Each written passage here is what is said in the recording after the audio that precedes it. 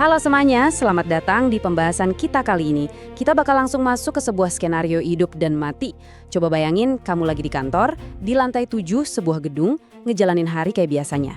Kamu sama sekali nggak tahu kalau dalam beberapa detik ke depan, setiap keputusan yang kamu buat bakal nentuin apakah kamu bisa pulang dengan selamat atau enggak. Nah, hari ini kita bakal ngebongkar apa yang sebenarnya terjadi waktu bencana gempa bumi skala besar ngehantam kawasan perkotaan, dan kenapa insting alami kita itu seringkali malah jadi musuh terbesar kita. Coba lihat cangkir kopi biasa di meja kantor ini. Permukaannya mulai bergetar, ada riak-riak kecil. Waktu nunjukin pukul 14.36 WIB. Jauh di kedalaman 15 km, sekitar 200 km dari tempat cangkir ini berada, lempeng Indo-Australia baru aja ngehantam lempeng Eurasia. Dan kali ini, benturannya nggak berhenti. Ini dia skenario simulasi megatrust Selat Sunda dengan magnitudo 8,7. Nggak ada peringatan, nggak ada alarm awal. Cuma riak kecil di kopi itu, dan tiba-tiba semuanya berubah total. Di titik ini, saya mau nanya langsung ke kalian. Kalau kalian ada di ruangan itu, lantai tiba-tiba goyang keras banget, lampu-lampu berayun, dan rak-rak mulai roboh, apa pilihanmu? Reaksi pertama apa yang bakal kamu lakuin dalam hitungan detik yang krusial itu? Cerita yang bakal kita bahas hari ini, saya yakin bakal mengubah cara pandang kamu tentang gimana kita seharusnya ngehadapin gempa. Masuk ke bagian 1, ancaman nyata megatrust Selat Sunda. Biar gampang ngebayangin ancamannya, mari kita ikutin kisah 2 rekan kerja di lantai 7 ini ya. Di satu sisi ada Nara, staf admin yang pembawaannya tenang. Di sisi lain ada Bagas, seorang senior yang merasa paling tahu segalanya. Waktu getaran itu ngehantam gedung, sifat asli dan tingkat kesiapsiagaan mereka benar-benar bakal diuji secara ekstrim. Yang bikin situasi Nara dan Bagas ini jauh lebih mengerikan adalah geografi tempat mereka berdiri. Tanah Jakarta, dan sebenarnya banyak kota pesisir lainnya, itu bukanlah batu keras. Itu adalah endapan aluvial lunak yang udah ada ribuan tahun. Jadi waktu gelombang kejut dari patahan megatrust yang jaraknya 200 km itu masuk ke tanah lunak ini, getarannya malah makin diperkuat sebelum sampai ke fondasi gedung mereka. Bayangin aja, ruangan kantor lantai 7 itu langsung berubah jadi medan kekacauan. Di bagian 2 ini, detik-detik menentukan di lantai 7.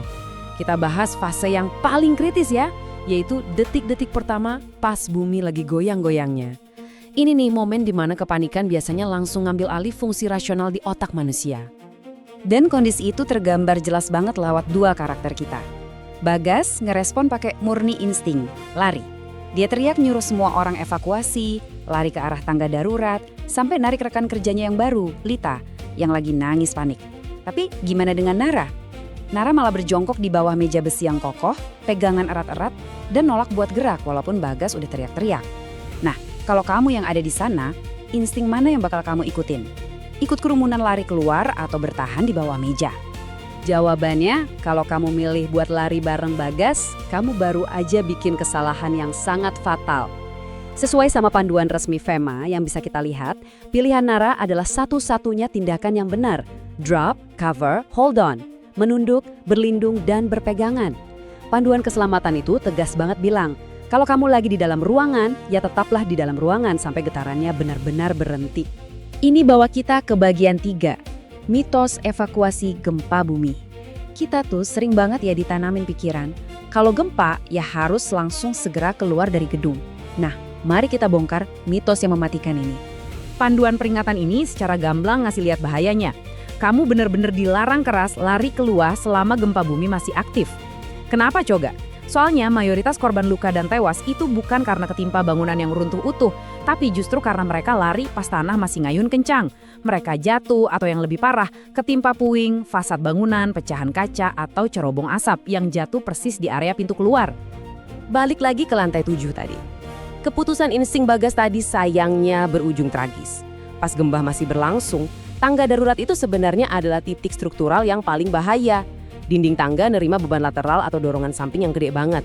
Gara-gara Bagas maksa lari ke sana, plafon di area tangga runtuh, terus nimpa kakinya Lita dan bikin dia luka parah. Sementara itu, Nara yang milih berlindung tetap aman-aman aja di bawah mejanya. Masuk ke bagian 4. Sains di balik gempa susulan.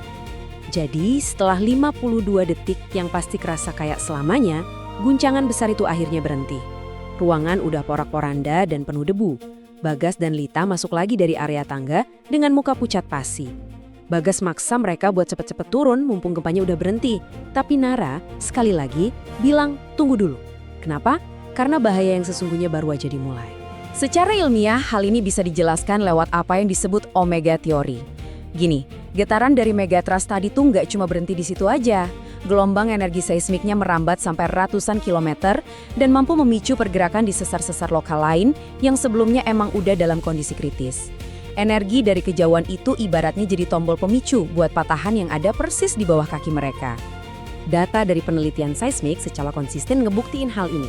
Kalau kita lihat komparasi data ini, ada perbandingan pasca bencana Sumatera Andaman tahun 2004 dan gempa Nepal 2015. Keduanya nunjukin peningkatan drastis gempa susulan gara-gara patahan lokal yang ikut terpicu.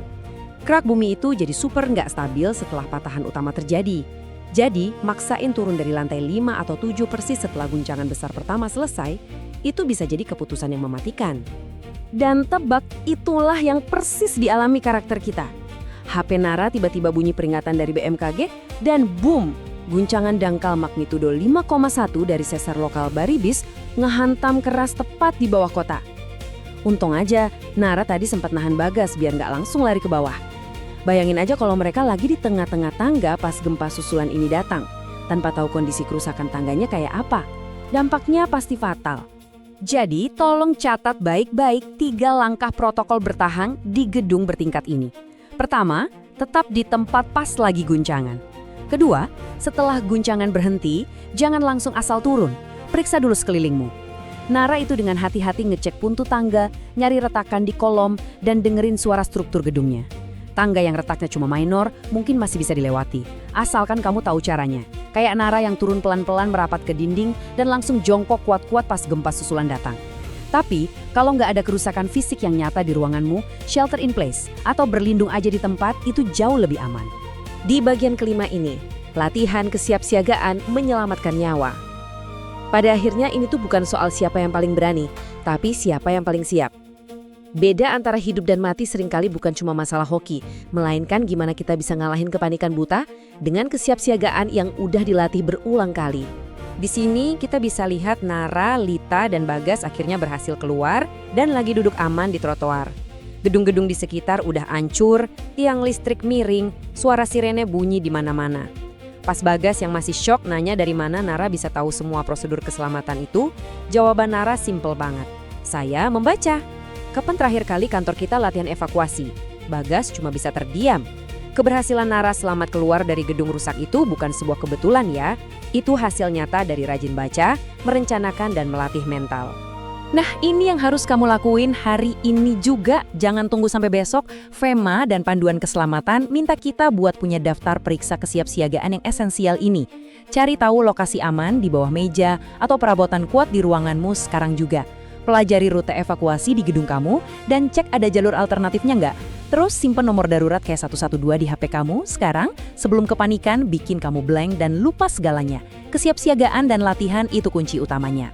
Kutipan ini rasanya pas banget buat ngerangkum seluruh esensi dari apa yang kita pelajari hari ini.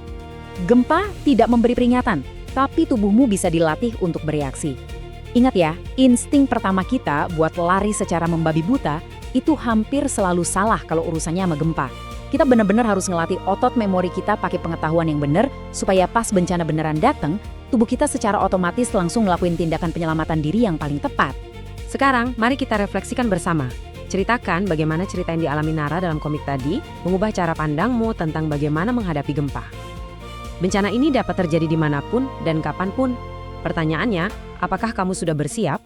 Karena kesiapsiagaan yang dipersiapkan dan dilatih adalah kunci menghadapi bencana gempa bumi yang besar.